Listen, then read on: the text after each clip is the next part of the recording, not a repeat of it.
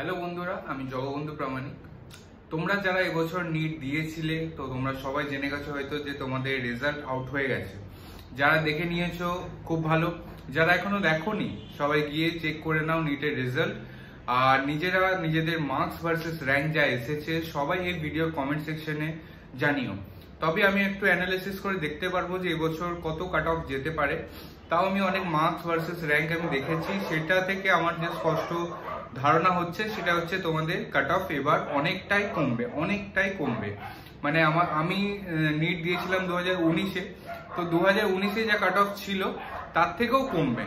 মানে 2019 থেকে কাট অফটা অনেকটা বেড়ে 600-র উপরে চলে গেছিল।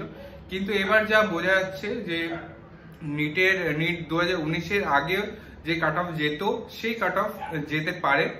আর তোমরা যদি আমাকে হেল্প করো, তোমাদের মার্কস ভার্সেস র্যাঙ্কটা যদি এই কমেন্ট সেকশনে জানাও, তাহলে আরেকটু স্পষ্ট হয়ে যাবে যে কত কাট অফ যেতে পারে।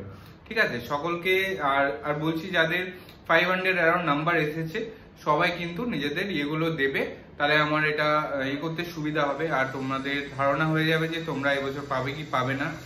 আর কেউ ভেঙে পড়বে না, যাদের মার্কস কম এসেছে সবাইকে বলবো কেউ ভেঙে পড়ো না। লাস্ট অব্দি কাউন্সিলিং অব্দি বসবে। আর সকলকে, আর যাদের ভালো নাম্বার এসেছে সকলকে অল দ্য বেস্ট। ঠিক আছে, আর সবাইকে বলবো যে কমেন্ট সেকশনে জানিয়ে দিও।